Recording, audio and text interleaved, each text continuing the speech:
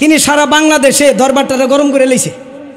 এই জন্য কয়েকদিন বাহাস, হেতনের সাথে কিছু বাহাস, মানে আমরা যেটুকু বাড়াবাড়ি করি না সোনাকান্দা, এর চেয়ে বেশি বাড়াবাড়ি করতেন তিনি।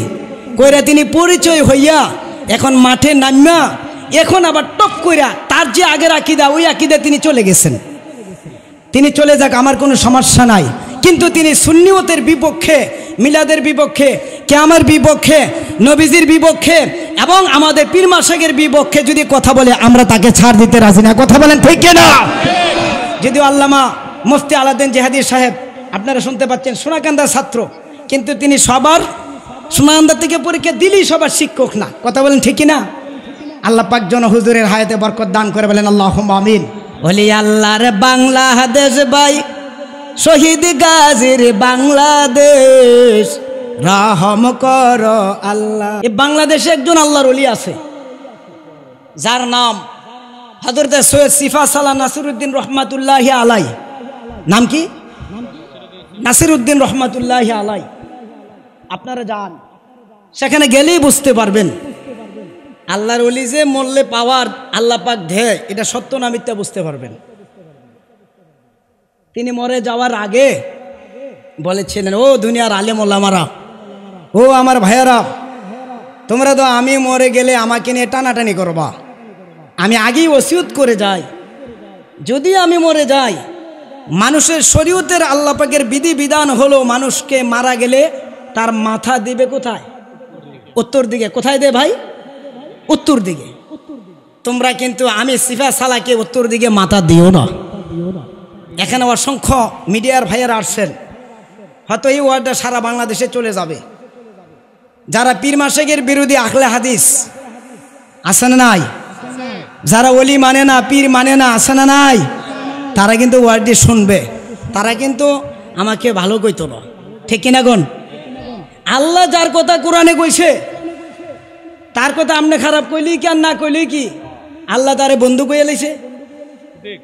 সুবহানাল্লাহ, জোরে কোন। আমি করে একেবারে তার ঠিকানা দিয়ে বলতেছি, আপনারা যান সেখানে। আমি সিলেট এলাকায় যত প্রোগ্রাম করি, সে আল্লাহর ওলির মাজারটা আগে জিয়ারত করে তারপর যাই। ঠিক আছে হুজুর, আপনার কথাই মানব। উনি বলছে, দেখো আবারও বলতেছি, আমি যদি মারা যাই, শরীয়তের বিধি বিধান হলো তার মাথা হলো উত্তর দিকে, কিন্তু আমি সিফা সালাহ মরে গেলে আমার মাথা দিবার ডাইরেক্ট পড়ছে। তিনি ইন্তেকাল হয়ে গেলেন। সবাই মিলিত হয়ে বললেন, না রে, পশ্চিম দিকে দেওয়া যাইত না, এটা কেরম দেখা যায়। উনি কইছে দেখে কি আমরা দেওয়ান লাগবো নাকি? দিলাম নাকি? হ্যাঁ, তো কবরটা করছে উত্তর দিকে। কইরা মাশাআল্লাহ মাটি দিয়ে দাফন টাফন কইরা 40 কদম দূরে গিয়ে আমরা কি করি? জোরে কোন, কি করি? দোয়া করি, মুনাজাত করি। আপনারা দোয়া করেন না? দোয়া করবেন। আল্লাহ বলছেন, উদুনি আস্তাজিবি লাকুম, দোয়া করো। মুদ্দারকে মাটি দিয়ে তার জন্য খাস করে সবাই দোয়া করো। সুবহানাল্লাহ গন। তো সবাই দূরে যাইয়া সূরা ফাতিহা ইখলাস শরীফ পড়ে দোয়া করবে, মুনাজাত করবে, তারা সবরেসানি করতেছেন। এমন সময় দেখতেছে সিফা সালাহ নাসিরউদ্দিন রহমাতুল্লাহ আলাই তার মাজারটা, ওই যে কবর, এই কবর খটখট খটখট খটখট করে আওয়াজ হচ্ছে। সুবহানাল্লাহ কোন। একটু পরে হুজুররা দেখে পুরা যেই কবর সিফা সালাহ নাসিরউদ্দিন রহমাতুল্লাহ আলাইয়ের কবরটা ভেঙ্গে গুইরা ডাইরেক্ট পশ্চিম দিক হয়ে গেছে।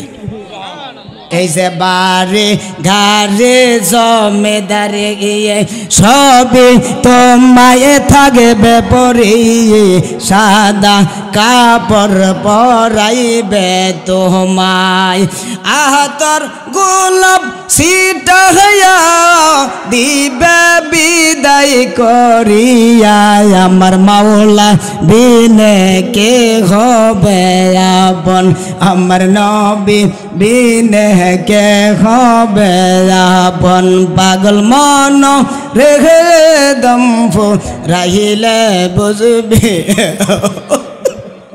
পাগল মন রেখে দম্ফ রাহিলে।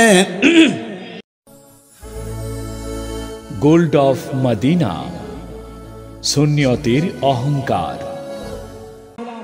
বহুদিন যাবৎ বৃষ্টি হচ্ছে না, কিন্তু যে আয়োজন আল্লাহ করেছেন, বৃষ্টি যেইভাবে শুরু হয়েছিল, কি বলেন, বৃষ্টিও তো রহমত। আমি আল্লাহর কাছে বলছি, আল্লাহ তোমার ইচ্ছা, আমি কিছুই বলবো না। তুমি যাকে খুশি তাকে খুশিও করতে পারো, বেজারও করতে পারো, সব তোমার ইচ্ছা। তবে বৃষ্টিও রহমত। বৃষ্টির জন্য বহু মানুষ কান্না করেছেন, বৃষ্টি হচ্ছে না বহুদিন যাবত, কিন্তু আজকে বৃষ্টি হয়েছে। আজকে সারা বাংলাদেশেও হাজার হাজার মাহফিল চলছে, কি বলেন ঠিক কিনা? তুমি যদি মনে করো যে আমি বৃষ্টি দিলে মাহফিল বন্ধ থাকলে ভালো, তা করতে পারো। আর যদি মনে করো 12টা পর্যন্ত একটু সময় দেই, এরা মাহফিলটাও করুক, এরপর আমি বৃষ্টিও দেই, কি বলেন ঠিক কিনা? আল্লাহ কবুল করছে, বলেন আমিন। এখন তো বৃষ্টি নাই, বৃষ্টি আছে। আমি ভাইদেরকে বলবো, ভাই আপনারা সবাই মাহফিলে চলে আসেন।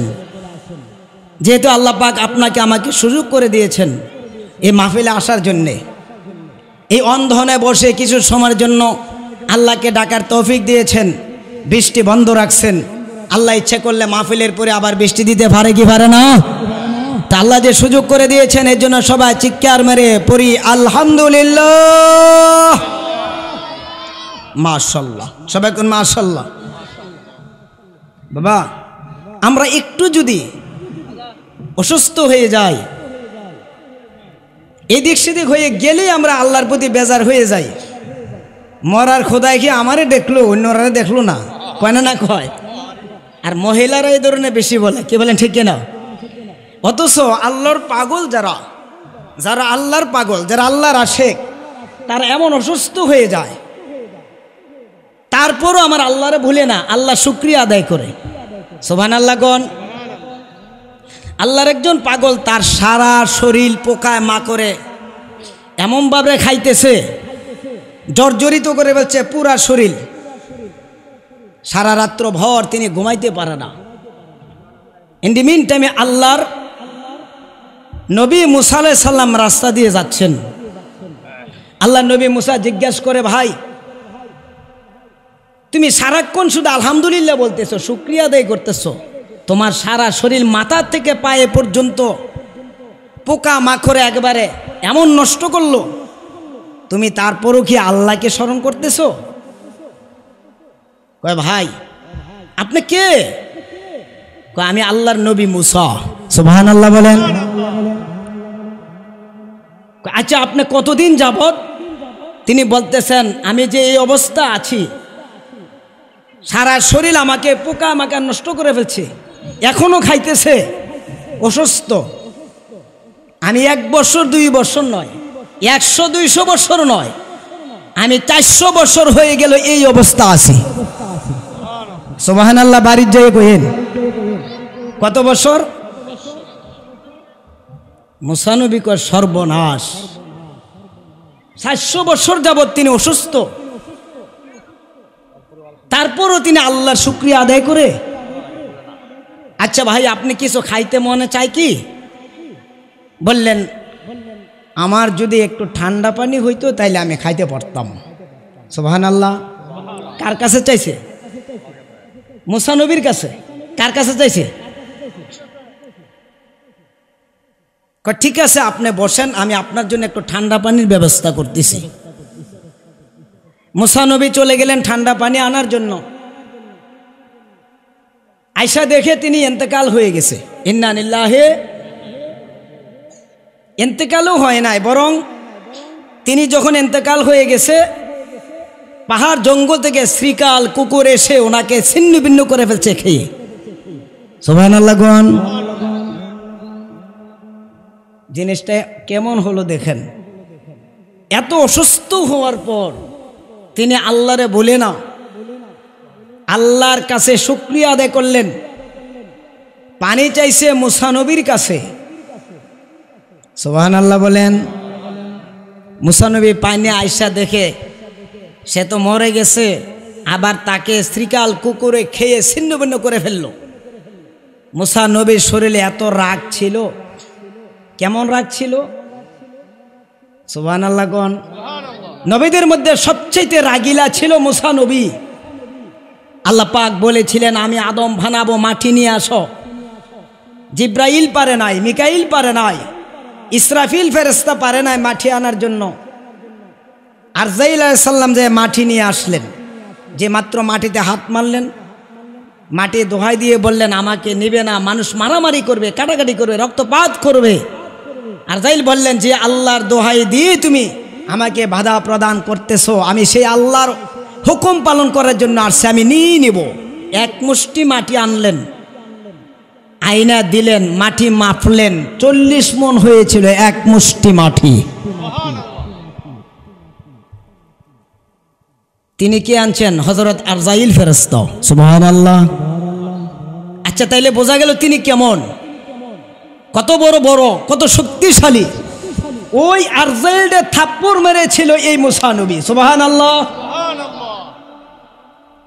আরজাইল কেমন, মুসা নবী কেমন, চিন্তা করেন। একটা থাপ্পড় মারলেন আরজাইলকে, এক থাপ্পড় দিয়ে চোখ খুললে বলছে সুবহানাল্লাহ। হযরত আরজাইল আল্লাহকে ডেকে বললেন, আল্লাহ, এমন মানুষ তো আমি দেখি নাই, তুমি তাকে দেখো। আমি মানুষের রূহ কবজ করি, আমার এত বড় পাওয়ার, আমার এত বড় শক্তি, কিন্তু আমার এমন একটা থাপ্পড় মারলো তোমার নবী মুসা। আল্লাহ বলে, আমার মুসা নবীর সাথে কি তুমি কোনো রাগ? কয় রাগ না, দুশ্মনীও নাই। তাহলে কি তোমাকে কি জন্য থাপ্পড় মারলো? কি বেয়াদবি করেছ? নিশ্চয়ই কোনো বেয়াদবি করেছ তুমি। মুসা নবী তার থাপ্পড় মারলেন আরজাইলকে, এত বড় শক্তি পাওয়ার। ওই আর মুসা নবী আল্লাহর দরবারে দৌড় দিলেন, আল্লাহ, আমি জানতে চাই এই লোকটা এত শুকরিয়া আদায় করলো তোমার, এমন বিপদে তারে ছেড়ে দিলা। একটু ঠান্ডা পানি চেয়েছিল আমার কাছে, আমি ঠান্ডা পানি তারে দিতে পারি নাই, ঠান্ডা পানি পান করাতে পারলাম না, তুমি নিয়ে গেলা, কারণটা কি? আল্লাহ ডাক দিয়ে বললেন, মুসারে, আমি যা জানি তুমি তা জানো না। জোরে কোন সুবহানাল্লাহ। মুসা নবী তো ছিলেন শরীয়তের আলেম, হযরতে খাজা খিজির আলাইহিস সালাম ছিলেন তরিকতের আলেম। সুবহানাল্লাহ, জোরে কোন। খাজা খিজির আলাইহিস সালাম যেটা জানতেন এটা মুসাও জানতো না। সুবহানাল্লাহ কোন। হযরতে মুসা অনেক জিনিস জানতেন, কিন্তু খাজা খিজির আলাইহিস সালাম এমন কতগুলি কাজ করতেন, মুসা নবীর কাছে এটা উল্টা ছিল, কিরকম বাদা বাদা ছিল। কিন্তু খাজা খিজির আলাইহিস সালাম রে আল্লাহ পাক এমন এলমে লাদুন দিয়েছিলেন, বাহ্যিকভাবে দেখতে গেলে খারাপ, কিরকম দেখা যাচ্ছে, কিন্তু আসলে না, হাকিকতে এটাই ঠিক আছে। মুসা নবী রাগ হয়ে যাইতো। কোন সুবহানাল্লাহ। আল্লাহ ডাক দিয়ে বললেন, মুসা, আমি কেন করলাম শোনো। ঠান্ডা পানি তোমার কাছে চাইলো কেন? 400 বছর পর্যন্ত খাওয়াইছে কে? সুবহানাল্লাহ কইতেন না? কারা খাওয়াইছে? যে আল্লাহ 400 বছর পর্যন্ত খাওয়াইতে পারে, ওই আল্লাহ তো আজকে এরকম অবস্থা আমি আল্লাহ খাওয়াইতে পারতাম, ঠিক কিনা বলেন? আমার কাছে তো বললো না যে আল্লাহ আমার একটু ঠান্ডা পানি ব্যবস্থা করে দাও গো আল্লাহ। মুসা নবীর অনেক প্রশ্ন। মুসা নবী হযরতে খাজা খিজির আলাইহিস সালামের সঙ্গে থাকার জন্য চেষ্টা করেছিল। তিনি বললেন, হুজুর, আপনি তো আমার সঙ্গে সঙ্গী হতে পারবেন না, যদি আমার সঙ্গে সঙ্গী হয়ে যান আমি কতগুলি কাজ করব, এটা আপনার কাছে প্রশ্নবোধক। সুবহানাল্লাহ। কয় না হুজুর, আমি যাব আপনার সঙ্গে। ঠিক আছে, চলেন যাই। কিছু রাস্তা যাওয়ার পরে দেখলো একটা নদী পার হইতে হবে। কি পার হইতে হবে হুজুর? নদী। নদীর ওই পার থেকে ওই পার যাবে নৌকা দিয়া। তো নৌকায় উঠলেন, নৌকা দিয়া পারি ওই পার গেলেন। ওই লোকের পয়সা দিবে, কিছু টাকা দিবে, বললেন হুজুর আমার জন্য আপনার দোয়া করবেন। দোয়া করেন, আপনাকে পার করে দিলাম। মুসা নবীর সঙ্গে কারা বুঝলেন? খিজির আলাইহিস সালাম। কে? খিজির আলাইহিস সালাম। আমি জবাব দিচ্ছিলাম, অনেক ভাইয়েরাই তরিকত মানে না। আরে মিয়া, গত বছর আমি মাহফিলে বলেছিলাম শুধু শরীয়ত মানলে আলেম না, তার ভিতরে 4টে আলেম লাগবে: শরীয়ত, তরিকত, হাকিকত, মারেফত। ঠিক কিনা বলেন? মুসা নবী শরীয়তের আলেম, তো ওইবার যাওয়ার পরে খাজা খিজির আলাইহিস সালাম হাতের লাঠিটা দিয়ে একটা গুতা মারলেন। কোথায়? নৌকাতে। নৌকা ছিদ্র হয়ে গেছে, ভগ ভগ করে নৌকাতে পানি ওঠা শুরু হয়ে গেল। মুসা নবীর শরীরে কি ছিল? খুব রাগ ছিল। মুসা নবী কয়, হুজুর কামড়া করলেন কি? আবার আমরা পার করে দিল, আর আপনি পার করে দিয়ে টাকা নেয় না, এবার পার করে দিলে উপকার করলো, আপনি নৌকাটা ঢোলা করে দিলেন। সুবহানাল্লাহ। আপনাকে তো আমি আগেই বলছিলাম যে আমার সাথে আপনি থাকতে পারবেন না। সুবহানাল্লাহ। এলমে লাদুন, এলমে তরিকত এমন জিনিস, আজকে সেই এলেম অনেক ভাইয়েরা মানতে চায় না, কষ্ট হয়। নবীর সাহাবী বলছেন, ফাংসুরু আম্মান তাখুজুনা দীনাকুম। তিনি হচ্ছেন আলেম, আর ওই আলেমের ওয়াজ শুনবে যার ভিতরে পা থেকে মাথা, মাথা থেকে পায়ের পর্যন্ত সুন্নাতে রঙে রঙিন করা। সুবহানাল্লাহ। সে সুন্নাতে রঙে রঙিন করার জন্যই আমার নবীজি দুনিয়াতে আগমন হয়েছে, ঠিক কিনা বলেন? আমার নবীজি প্রত্যেকটা উম্মতকে মাথা তালু থেকে পায়ের তালু পর্যন্ত সুন্নতে রঙে রঙিন করার জন্য আমার নবীজি রহমত স্বরূপ দুনিয়ার মাঝে তরশিব এনেছেন, ঠিক কিনা বলেন? এই জন্য আল্লাহ পাক কোরআনে কারিমে বলেছেন, ওয়ামা আরসালনাকা ইল্লা রাহমাতাল লিল আলামিন।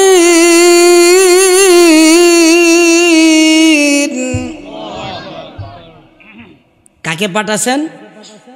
আল্লাহর নবীকে রহমত স্বরূপ আল্লাহ পাক এই দুনিয়াতে পাঠিয়েছেন, ঠিক কিনা বলেন? রহমত স্বরূপ কি শুধু আপনার জন্য, আমার জন্য, এই 7 আকাশ 7 জমিনের জন্য না, তামাম কুল কায়নাতের জন্য। সুবহানাল্লাহ। গণ যত মানুষ আছে, হিন্দু, বৌদ্ধ, খ্রিস্টান, পানি, আগুন, মাছ, মাটি, বাতাস যা আছে, গরু, ছাগল ইত্যাদি সবার জন্য। সুবহানাল্লাহ। গণ এই কারণেই পশু পাখিরা আমার নবীরে চিনত। আজকে মানুষ হয়ে নবীকে চিনি না, মানুষ হয়ে আমার নবীকে চিনলাম না, নবীর সাথে বেয়াদবি করি। কিন্তু পশু পাখিরা নবীর সাথে বেয়াদবি করে না, জঙ্গলার পশুরা নবীর সাথে বেয়াদবি করে না, আকাশের মেঘমালা নবীর সাথে বেয়াদবি করে না, সাপ বিচ্ছুরা নবীর সাথে বেয়াদবি করে না, আমার নবীকে দেখলে সালাম দেয়। রাস্তা দিয়া নূরের নবী হতেন চলমান, আরে গার বৃক্ষ তরুলতা করিত সালাম। সুবহানাল্লাহ কইতেন না? সবাই আমার নবীকে সালাম দিত, সম্মান জানাতো, পশু পাখিরা সম্মান দিত।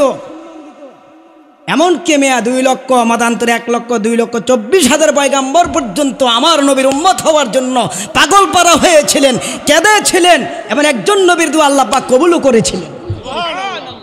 তিনি হচ্ছেন হযরতে ঈসা নবী। কি নবী? তিনি আসবেন দুনিয়াতে, আসবেন কি হয়ে? নবী হয়ে না উম্মত হয়ে? সুবহানাল্লাহ। গন্না মিয়া, নবীরা পর্যন্ত আমার এই নবীজির উম্মত হওয়ার জন্য পাগল পারা ছিলেন, ঠিক কিনা? আর যেরকম ঠিক কিনা? আজকে সেই নবীজির শান মানের উপরে আঘাত, কথা বলতে তার কোনো বাধা লাগে না, নবীজির কথা বলতে মুখে লাগাম নেই, যা আসে মুখ দিয়ে তাই বলে, ঠিক কিনা বলেন? আর কিছু সংখ্যক আলেম আছে, আগে ছিল একরকম, পরে হয়ে গেছে আরেক রকম, আছে না নাই? আর যেরকম আছে না নাই? রং পাল্টায়, রং পরিবর্তন করে, এটি সাপ মার্খা মরুবি। কি মার্খা? কি মার্খা? সাপ মার্খা। সাপের দেখেন সলম দেয় না নাকি? কি কয় এটা? সলম দেয়। সাপ দেখেন বালা সলম দেয়।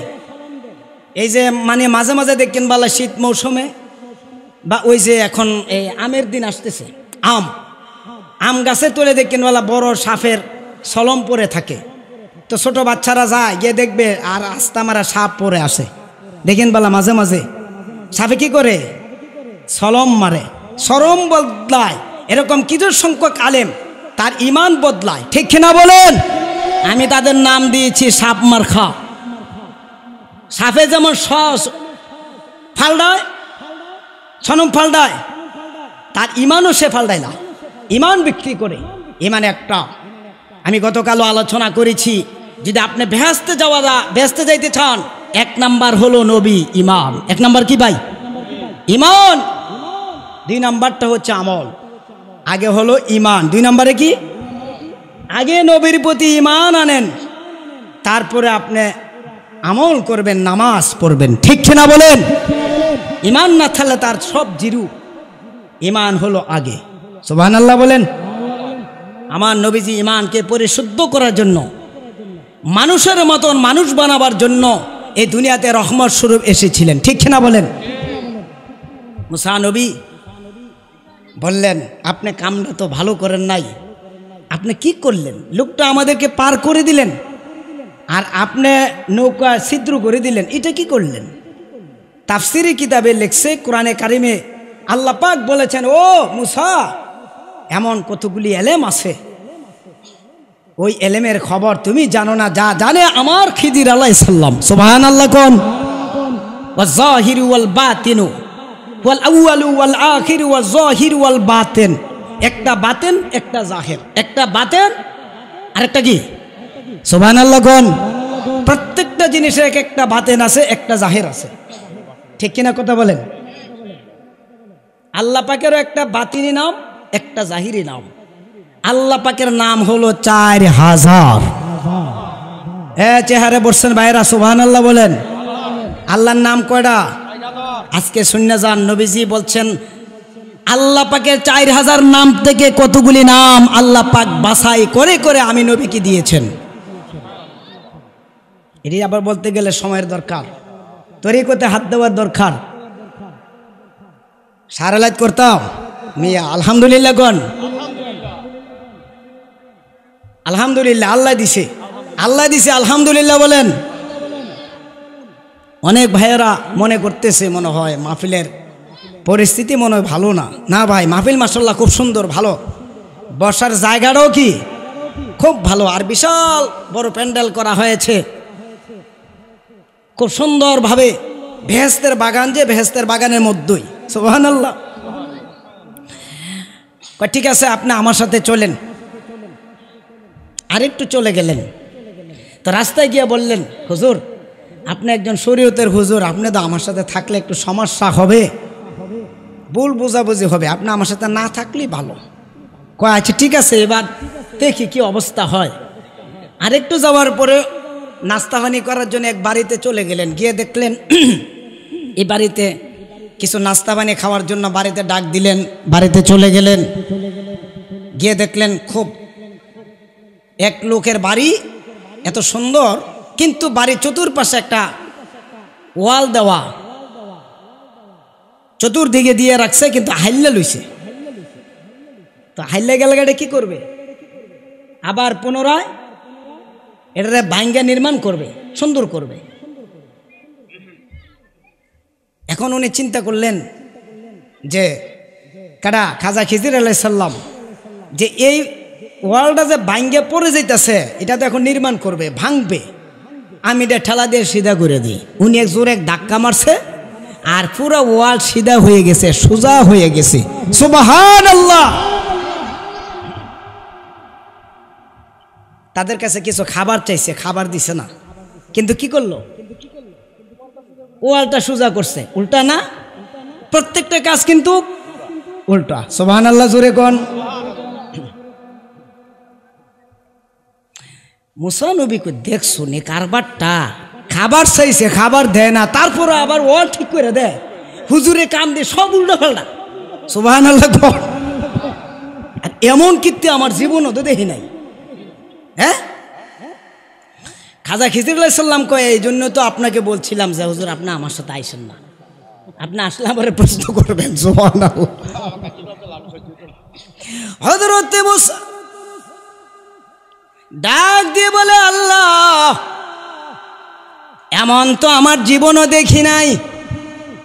আল্লাহ কয়, মুসা রে তুই তাকায়া দেখ, এই জমিনে আমার কিছু পাগল আছে রে, ওই পাগলারা যখন আমি আল্লাহর কাছে কিছু চাই, আমি আল্লাহ সে চাইতে দেরি হয়, আমি আল্লাহ দিতে দেরি করি না।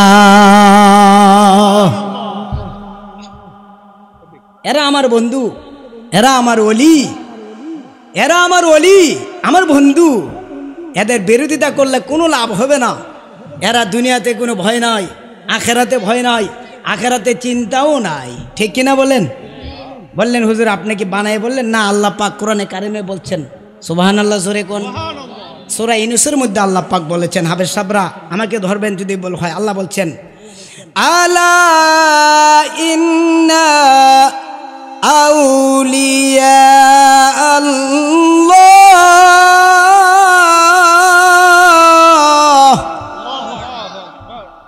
আল্লাহই তো বলছে আলা, খবরদার। সুবহানাল্লাহ গণ। আল্লাহ কারে কইছে? ওলিদের ব্যাপারে বলছে সাবধান। আমার ওলি যারা আউলিয়া আল্লাহ, লা খাউফ, তাদের কোনো ভয় নাই, চিন্তাও নাই। মরার পরে তাদের পাওয়ার আল্লাহ রাব্বুল আলামিন বাড়ায়া দেয় কবরের ভিতরে। আপনি বলবেন যে হুজুর আল্লাহর ওলিরা আবার কেমনে? তা আপনি তো আর ওলি না, আপনার তো আমি বুঝাইতে পারতাম না। সব জিনিস বোঝানো জানা। মুসা নবী যে এত বড় একজন নবী ছিলেন, তিনিই তো খাজা খিজিরকে বুঝাইতে পারে নাই। ঠিক কিনা বলেন? তবে আমি একটা জবাব দিয়ে যাই, এটা তো বাংলাদেশ। এটা কি? এই বাংলাদেশে একজন আল্লাহর ওলি আছে যার নাম হযরত সৈয়দ সিফা সালাহ নাসিরউদ্দিন রহমাতুল্লাহি আলাই। নাম কি? নাসিরউদ্দিন রহমাতুল্লাহি আলাই। আপনারা যান, সেখানে গেলেই বুঝতে পারবেন আল্লাহর ওলি যে মরলে পাওয়ার আল্লাহ পাক দেয়, এটা সত্য না মিথ্যা বুঝতে পারবেন। তিনি মরে যাওয়ার আগে বলেছিলেন, ও দুনিয়ার আলেম ওলামারা, ও আমার ভাইয়ারা, তোমরা তো আমি মরে গেলে আমাকে নিয়ে টানাটানি করবা। আমি আগেই ওসিয়ত করে যাই, যদি আমি মরে যাই, মানুষের শরীয়তের আল্লাহ পাকের বিধি বিধান হলো মানুষকে মারা গেলে তার মাথা দিবে কোথায়? উত্তর দিকে। কোথায় দেয় ভাই? উত্তর দিকে। তোমরা কিন্তু আমি সিফা সালাকে উত্তর দিকে মাথা দিও না। এখানে অসংখ্য মিডিয়ার ভাইয়েরা আসছেন, হয়তো এই ওয়ার্ডটা সারা বাংলাদেশে চলে যাবে। যারা পীর মাশেকের বিরোধী আখলে হাদিস আছে না নাই? যারা ওলি মানে না, পীর মানে না, আছে না নাই? তারা কিন্তু ওয়ার্ডটি শুনবে, তারা কিন্তু আমাকে ভালো কইতো না। ঠিক কিনা গণ? আল্লাহ যার কথা কোরআনে কইছে তার কথা আপনি খারাপ কইলি কি আর না কইলি কি? আল্লাহ তারে বন্ধু কইয়া লাইছে। সুবহানাল্লাহ জোরে কোন। আমি করে একেবারে তার ঠিকানা দিয়ে বলতেছি, আপনারা যান সেখানে। আমি সিলেট এলাকায় যত প্রোগ্রাম করি, সে আল্লাহর ওলির মাজারটা আগে জিয়ারত করে তারপর যাই। ঠিক আছে হুজুর, আপনার কথাই মানব। উনি বলছে, দেখো আবারও বলতেছি, আমি যদি মারা যাই, শরীয়তের বিধি বিধান হলো তার মাথা হলো উত্তর দিকে, কিন্তু আমি সিফা সালাম মরে গেলে আমার মাথা দিবা ডাইরেক্ট পড়ছে। তিনি এন্তেকাল হয়ে গেলেন। সবাই মিলিত হয়ে বললেন, না রে, পশ্চিম দিকে দেওয়া যাইতো না, এটা কেরম দেখা যায়। উনি কইছে দেখে কি আমরা দেওয়ান লাগবো নাকি? দিলাম নাকি? হ্যাঁ, তো কবরটা করছে উত্তর দিকে। কইরা মাশাআল্লাহ মাটি দিয়ে দাফন টাফন কইরা 40 কদম দূরে গিয়ে আমরা কি করি? জোরে কোন কি করি? দোয়া করি, মুনাজাত করি। আপনারা দোয়া করেন না? দোয়া করবেন। আল্লাহ বলছেন, উদুনি আস্তাজিব লাকুম, দোয়া করো। মুদ্দারকে মাটি দিয়ে তার জন্য খাস করে সবাই দোয়া করো। সুবহানাল্লাহ গণ। তো সবাই দূরে যাইয়া সূরা ফাতিহা ইখলাস শরীফ পড়ে দোয়া করবে, মুনাজাত করবে, তারা সবরেসানি করতেছেন।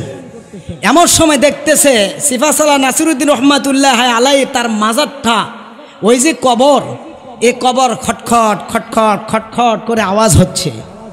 সুবহানাল্লাহ কোন। একটু পরে হুজুররা দেখে পুরা যেই কবর সিফা সালাহ নাসিরউদ্দিন রহমাতুল্লাহ আলাইয়ের কবরটা ভেঙ্গে গুইরা ডাইরেক্ট পশ্চিম দিক হয়ে গেছে।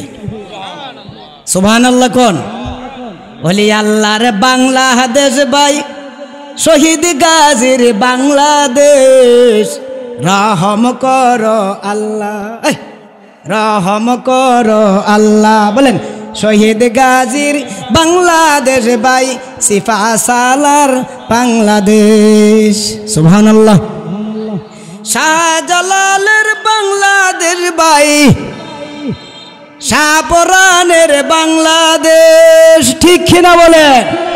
শাহজালালের বাংলাদেশ ভাই শাহপরানের বাংলাদেশ, তাদের পথে তাদের মতে কবুল করো আল্লাহ, তাদের পথে তাদের মতে কবুল করো আল্লাহ, আল্লাহ কবুল করো আল্লাহ, রহম করো আল্লাহ। বলেন রহম করো আল্লাহ। বলেন তাদের পথে তাদের মতে কবুল করো আল্লাহ। সুবহানাল্লাহ কইতেন না? লা ইলাহা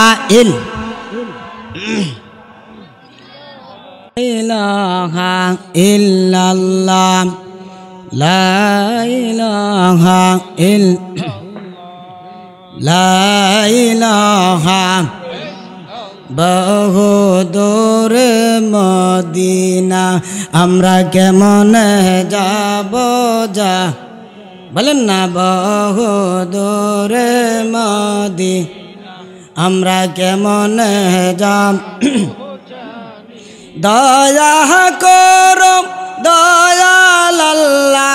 বলেন না দয়া দয়াল আল্লাহ ফুরাও মনের বাসনা। লা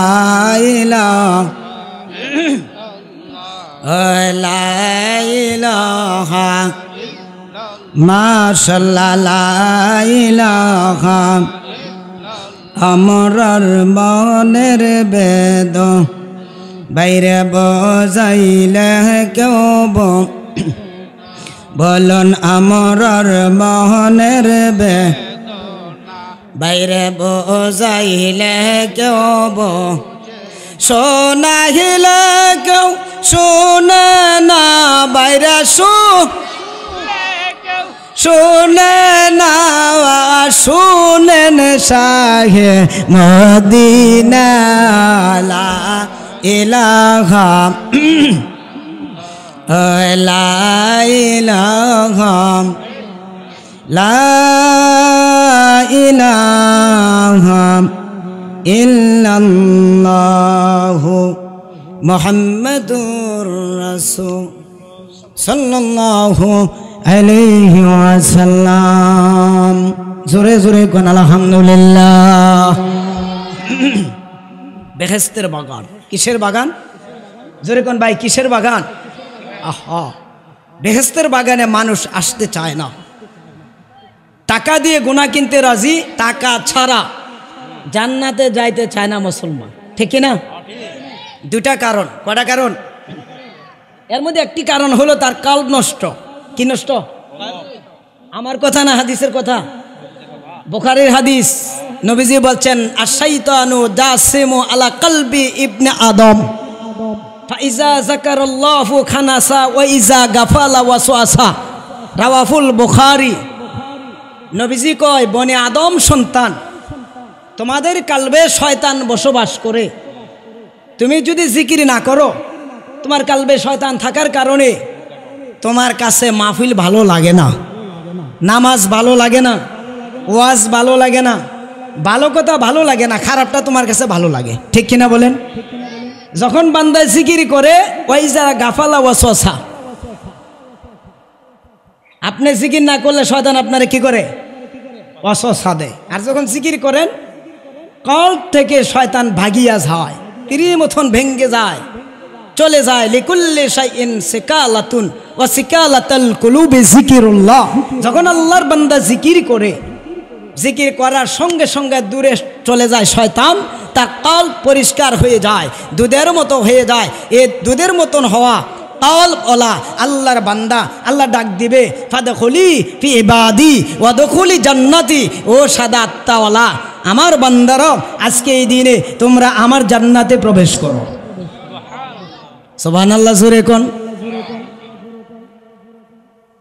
2 নম্বর কারণ, ঠিক না, এই মোবাইলের যুগে মানুষ কয় আমরা হাতেই তো মোবাইল ওয়াজ আছে, আমরা ওয়াজ শুনে লাই, মোবাইলে ওয়াজ শুনে লাই।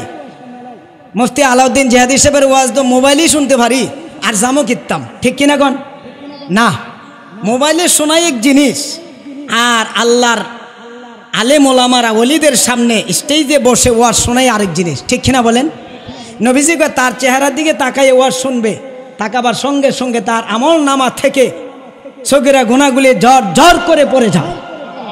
সুবহানাল্লাহ জোরে কোন। আসলে লাভ আছে না নাই? জোরে কোন, লাভ আছে না নাই? আসলে লাভ আছে, আলহামদুলিল্লাহ বলেন। প্রত্যেক ছেলের কাছে মেয়ের কাছে এখন মোবাইল আছে না নাই? একটা মেয়ের বিয়েও হয় না, তার কাছেও কি মোবাইল। ছেলের কাছে বিয়েও হয় না, তার কাছেও কি। আব্বাই বিদেশ থাকে, একেবারে তার আইফোন দিয়ে দিছে। কি ফোন? আইফোন। আসলে তো আমি আল্লাহর কসম মোবাইল ব্যাপারে আমি কিছু বুঝি না। ওই যে মানে আমার ভাই মাওলানা ওলি আরশাদ ইব্রাহিম আমাকে এত কিছু বলে, মাঝে মাঝে অনেক খারাপ ব্যবহার করে, আমি মোবাইল কিচ্ছুই বুঝি না, আসলে বুঝি না। কিন্তু এই ছোটো বাচ্চা আমার ছাত্রই দেখছে, আমার মাদ্রাসার ছাত্ররা আমার তো মোবাইল নিয়ে টাইম না করতে কই যে লয়ে জায়গা আল্লাহ ছাড়া কেউ জানে না। আমার প্রশ্ন, বাবা আপনার সন্তানের আপনি নষ্ট করছেন। এই যে আমার আগে প্রিন্সিপাল হুজুর বইলে গেছে, যুবক তার যুবকের যৌবন নষ্ট করে ফেলছে, ঠিক কিনা। এখন রাত 12টার পরে বোঝা যায় এই মোবাইল কানে দিয়েছে কি করে, ঠিক কিনা বলেন। মেয়ে করে ছেলেও করে না, না করে জোরে কোন করে কিনা। 1 দিন 2 দিন 3 দিন 3 মাস 6 মাস পরে দেয়া যায় মাশাআল্লাহ হুট করে সব উদাও, ঠিক কিনা। কয়েকদিন আগে আমার মাদ্রাসা হাফেজ সাহেব কয়, হুজুর ফোন দিছে আমারে, আজকে মাদ্রাসা আমি না আসলে একটু হুজুর কি সমস্যাটা বলো। হাফেজ সাহেব কইতেছে, আমারে কইছে 15,000 টাকা দিব, একটা বিয়া ভরাইতাম। কি ভরাইতো? আমি কই সাবধান, তুমি কিসের বিয়া ভরাইবা? 15,000 টাকা লোভ করলা, মেয়ের বাড়ি কই, ছেলের বাড়ি কই, কই ভাগ্যাইয়া ভরছে। নাউজুবিল্লাহ কোন, আর জোরে কোন নাউজুবিল্লাহ। কারো হরে না করে গণ কলির গন্ধ পাইয়া, সংসার জ্বালাইছে কলির মাইয়া, সংসার জ্বালাইছে কলির মাইয়া, ঠিক নিও।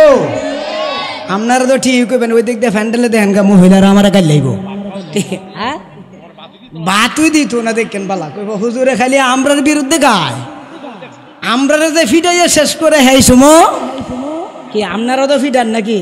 কি আর তো ভাই আপনিও তো মাঝে মাঝে খিসা দেন, দেননি এ পুরাই দেনি দে, তাহলে আমরা দোষ আসেনি ও, হ্যাঁ এটি কইতাম না আজকা, যেহেতু আমার বিষয়টা তিনি চলে আসবেন, আমার বিষয়টা আমি তাড়াতাড়ি করে আপনাকে বুঝ দিতে হবে।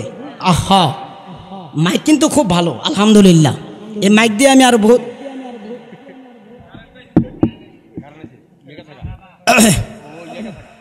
বিদ্যুৎ চলে গেছে না, বিদ্যুৎ চলে যায় মাইক বন্ধ, এদের দোষ না, মাইক কিন্তু ভালো আলহামদুলিল্লাহ কোন, এদের মাইক খুবই ভালো মাশাল্লাহ মাশাল্লাহ কোন আলহামদুলিল্লাহ কোন। ওই মাঝে মাঝে বিদ্যুৎ চলে যায় তো, এই জন্য দেখবেন বালা ওই বিদ্যুৎ গেলাগে মাইকটা মানে এই হয়ে যায়। আমরা মিয়া নামাজও দাঁড়ালো কিন্তু বিদ্যুৎ জায়গা জানি হ্যাঁ, সব জিনিসগুলো দোয়া আছে, একবারে নামাজও দাঁড়াইছে বিদ্যুৎ গেছে, নামাজও থেকে এগোইতেছে দোয়া পড়তে করলে হ্যাঁ নামিছে কথা বুঝছে মোর দেখিন বল দাঁড়াইলে নামাজও দাঁড়াইছে ঠিক হয়ে, কারেন্ট গেছে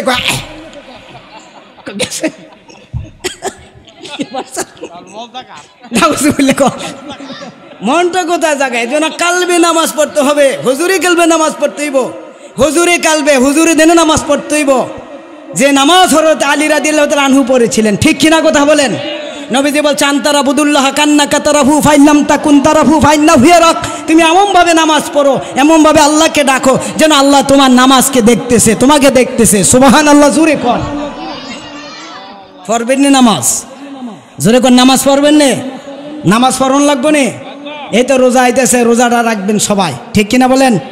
দেখবেন যারা শুধু এই আমাদের সুন্নির মাহফিল পছন্দ করে না, তারা কই বা তারা নামাজের কথা কয় না, আমরা নামাজের কথা কই, আগে নবীর কথা কই, ইমানের কথা কই, তারপরে আমলের কথা কই, ঠিক কোন কথা বলেন, ঠিক কিনা আর জোরে কোন ঠিক কিনা। নামাজ পড়ুন বাবা, 5 ওয়াক্ত নামাজ পড়বেন, বলেন ফজরের নামাজ জবানাহি পড়িবে বলেন বলেন ফজরের নামাজ জবা হি পড়িবে আদম নবী বেজার হইয়া যাইবে বলেন আদম নবী বেজার হইয়া যাইবে জোহরের নামাজ আল্লাহু আকবার কোন জোরে কোন মাশাআল্লাহ শুনবেন শুনবেন শুনবেন জোহরের নামাজ জবানাহি পড়িবে ইব্রাহিম খলিল বেজার হইয়া যাইবে ইব্রাহিম খলিল বেজার হইয়া যাইবে আল্লাহুম্মা সাল টিসু ওয়ালা সাইয়্যিদানা মাদা ওয়ালা আলি সাই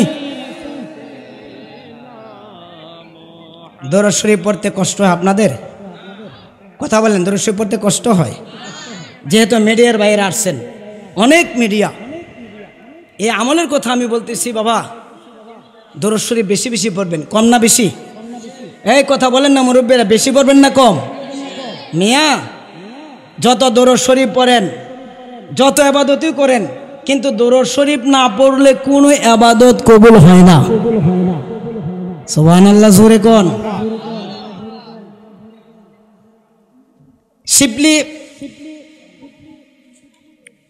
নামে একজন আল্লাহর ওলি তিনি মক্কা শরীফ তার বাবার সাথে হজে গেছে তিনি হজে গেলেন গিয়ে দেখলেন হজের যেখানে যেই দোয়া পড়া দরকার সেই দুই তিনি পড়েন কিন্তু একটা যুবক ছেলে একটু অন্য রকম এখানে এই দোয়া পড়া দরকার এই দোয়া পড়ে না সে দুরূদ শরীফ পড়ে কি বলে দুরূদ শরীফ পড়ে এ বাবা শুনেন আবার একটু পরে দেখে লোকটা এই যুবকটা আবার দুরূদ শরীফ পড়ে উনি ডাক দিয়ে আনলেন ভাই যুবক আমি দেখতে পারলাম আপনি এখানে এই দোয়াটা পড়ার দরকার আপনি তো দোয়া পড়েন না কিন্তু আপনি হুদা দুরূদ শরীফ পড়তেছেন এটার কারণ কি আমি জানতে চাই সুবহানাল্লাহ জোরে কোন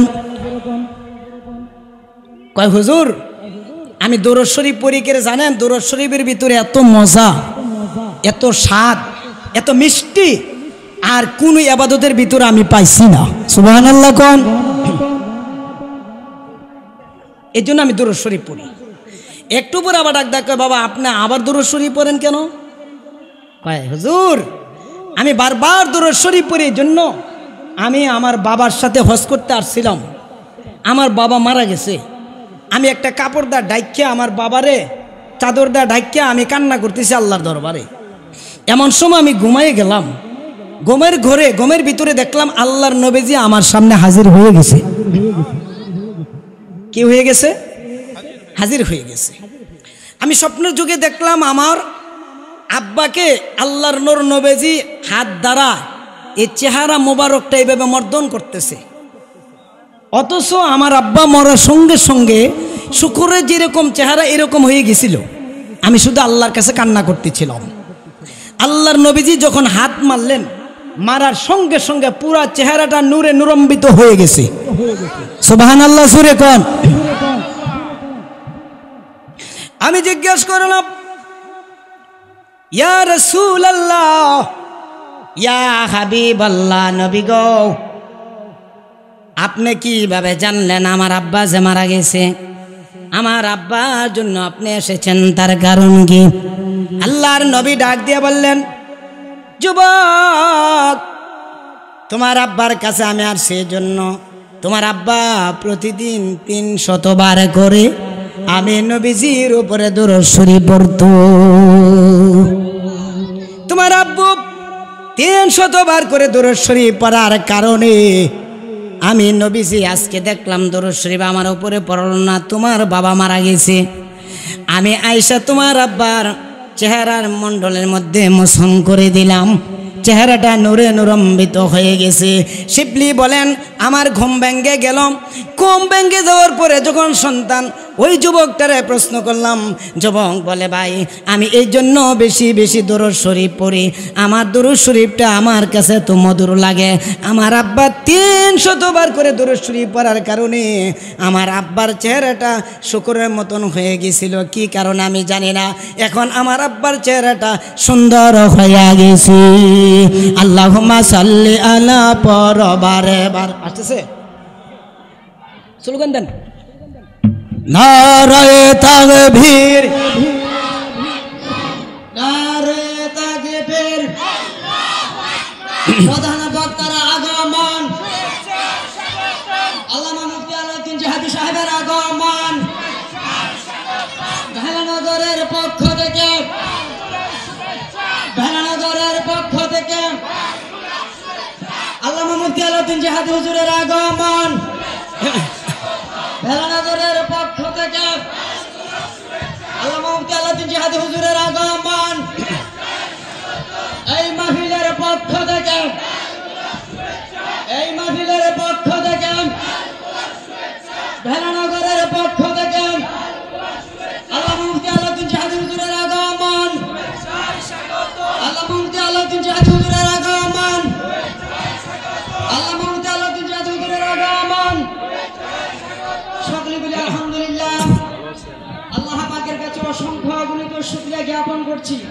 আল্লাহ পাক আমাদেরকে কাঙ্ক্ষিত মেহমান তো সুন্দরভাবে আসার এবং বসার তৌফিক দান করেছেন, এজন্য আমরা খুশি না বেজার। আল্লাহ পাক আমাদেরকে সকলকে কবুল করেন, বলেন আল্লাহুম্মা আমিন। আমাদের আজকের প্রধান বক্তা যিনি বিশিষ্ট ইসলামী চিন্তাবিদ, বিশ্বনন্দিত মুফাসসির কোরআন, লেখক ও গবেষক, বহু মুনাসির। 3 বছর ধরে হুজুরকে চেষ্টা করতেছি, এবছর অনেক কষ্ট করে হুজুরকে দাওয়াত করেছি। হুজুর শারীরিকভাবে অসুস্থ, সকলে দোয়া করবেন হুজুরের জন্য। আমি এখনই বিদায় নিচ্ছি, যেহেতু আমরা যার জন্য এতক্ষণ পর্যন্ত অপেক্ষামান, সে সিংহ পুরুষ, যিনি বাতিলের আতঙ্ক, যিনি বিশিষ্ট ইসলামী চিন্তাবিদ, লেখক এবং গবেষক, আল্লামা মুফতি মোহাম্মদ আলাউদ্দিন জাহাদি সাহেব, বলেন মারহাবা। হুজুর চলে আসছেন, তিনি তার জ্ঞানগর্ভ আলোচনা করবেন। আমার অসমাপ্ত আলোচনা এখানে রয়ে গেল। অবশ্যই আপনারা বুঝতে পারছেন আমি জেলমে লাদুনের উপরে আলোচনা করতেছিলাম। আমি আপনাদেরকে দাওয়াত দিচ্ছি, সোনাকান্দা দরবার শরীফে আমাদের দরবারের বার্ষিক ইসালে সাহেবের মাহফিল হলো বুধবার এবং বৃহস্পতিবার। আপনাদের সবাইকে দাওয়াত করলাম, সবাই সোনাকান্দা দরবারে যাওয়ার চেষ্টা করবেন। আর আরেকটি কথা যে আমি বলছিলাম মাঝখানে, যে আমরা রং পাল্টাই, এমন মৌলবীর থেকে আপনি সতর্ক থাকবেন। এরকম মৌলবীর থেকে কি থাকবেন, কথা বলেন না কেন, সতর্ক থাকবেন। সকালে একটা বিকেলে একটা, এই সমস্ত মৌলবীকে আমরা চাই না, কথা বলেন ঠিক না। একটা আমরা দরবার থেকে বের করা হয়েছে, তিনি সারা বাংলাদেশে দরবারটা গরম করে লইছে। এই জন্য কয়েকদিন বাহাস, হেতনের সাথে কিছু বাহাস, মানে আমরা যেটুকু বাড়াবাড়ি করি না সোনাকান্দা, এর চেয়ে বেশি বাড়াবাড়ি করতেন তিনি। কইরা তিনি পরিচয় হইয়া এখন মাঠে নামিয়া এখন আবার টপ কইরা তার যে আগের আকিদা, ওই আকিদা তিনি চলে গেছেন। তিনি চলে যাক, আমার কোনো সমস্যা নাই, কিন্তু তিনি সুন্নিয়তের বিপক্ষে, মিলাদের বিপক্ষে, কিয়ামের বিপক্ষে, নবীজির বিপক্ষে এবং আমাদের পীর মাশায়েখের বিপক্ষে যদি কথা বলে, আমরা তাকে ছাড় দিতে রাজি না, কথা বলেন ঠিক না। যদিও আল্লামা মুফতি আলাউদ্দিন জাহাদি সাহেব আপনারা শুনতে পাচ্ছেন সোনাকান্দার ছাত্র, কিন্তু তিনি সবার সোনাকান্দা থেকে পরীক্ষা দিলেই সবার শিক্ষক না, কথা বলেন ঠিক না। আল্লাহ পাক যেন হুজুরের হায়াতে বরকত দান করে, বলেন আল্লাহুম্মা আমিন। আরে জোরে কোন আল্লাহুম্মা আমিন। আপনাদের জন্য আমি দোয়া করি, অসংখ্য মা বোনেরা আছেন, সবাই আমার জন্য দোয়া করবেন, আমিও আপনাদের জন্য দোয়া করি। আল্লাহ পাক যে কবুল করে, হুজুরের কাছে দোয়া চাই। আসসালামু আলাইকুম ওয়া রাহমাতুল্লাহি ওয়া বারাকাতুহু।